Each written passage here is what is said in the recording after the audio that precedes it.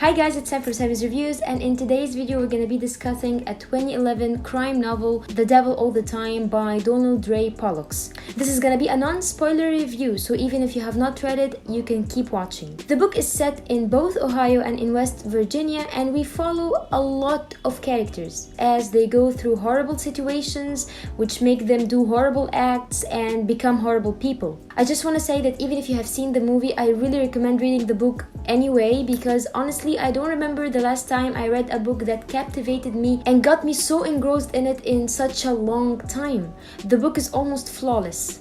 So in this review we're going to be discussing 5 aspects about the book: the characters, the pacing, the writing style, the violence, and the themes discussed in the book. So to start with the characters. The characters, as I mentioned, they are a lot. And by a lot, I mean they are from 10 to 15 characters. And that's a lot for a 300-page novel. There is no way an author can build a cast of 15 characters in such a short time. It's kind of impossible. However, they were very well written, and even the not-so-regular characters had a full arc, and you can trace it from the beginning. One of my favorite things about the novel is that the entirety of the characters are so unlikable. They're the worst people ever. They're the kind of people that you wish to God you can never meet in your entire life. With all that being said, and with all the unspeakable actions that they do, you still get some glimpses of the human in them.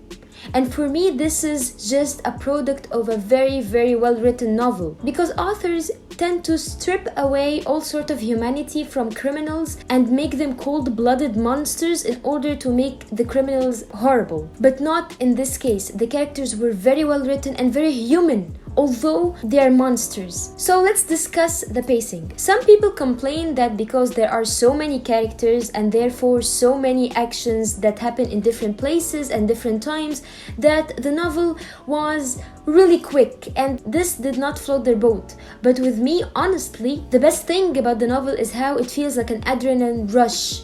There's so much action and so much things that are happening in such a short time, and the author never slows down or gives you time to process. I love this. All the characters, all the acts are vicious and violent, and the author just doesn't go easy on you. Which brings me to my next point, the writing style. The writing style in this novel, I cannot praise it enough. It's raw, it's unapologetic, and it's very descriptive. It's so descriptive that it feels like the setting is actually the main character of the novel. You kind of know exactly who lives where, and the town reminds me of Derry in Stephen King's It, how disgusting and repulsive it is, in the best way possible, of course. Now we're going to discuss violence.